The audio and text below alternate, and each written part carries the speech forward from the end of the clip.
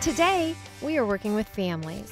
Your goal when composing family groups is to create a unified portrait that connects the family members. You want to create a visually pleasing composition that flatters your subjects, has even lighting, avoiding distracting shadows. You need to get to know the family members and connect with them to capture genuine expressions.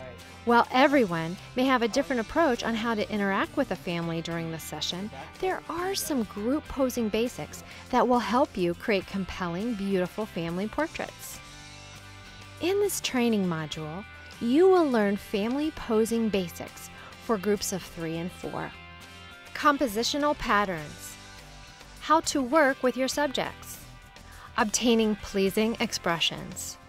When creating family poses, it is important to understand how to create compositional patterns. The basic patterns or shapes created are triangles, ovals, and diamonds.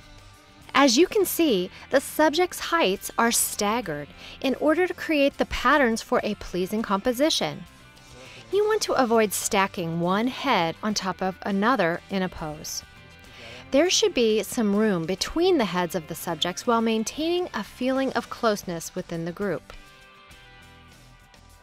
In order to compose your group and create a family portrait that looks connected, you will need to assess how the individuals will fit together based on height and body size. You may need to use posing aids, such as posing stools or blocks, to create a pleasing family portrait. You can adjust the height of the stools or use different size blocks to pose the individuals. When composing your group, you want everyone in the portrait to be on the same plane as much as possible. This will help keep the entire group in focus by limiting the pose depth. This will also reduce the chances of causing distracting shadows from being cast from one subject to the other. In order to do this, you need to adjust body angles, overlap the subject slightly, and use the posing aids to raise or lower your subjects if necessary. You will also want to instruct them to lean in so their heads are all on the same plane. There are 2 types of compositions for a family portrait: open and closed.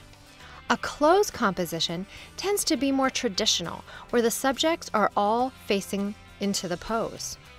Open tends to be more contemporary, with more space around the subjects. Obtaining the great expression for every family member is the final piece of the puzzle. This is where the personality of the photographer comes into play. There are various methods for obtaining that great expression. Here we go, nice smiles, nice smile. Oh, Ian, that was amazing. One more. Come on, buddy. What is that? What is that?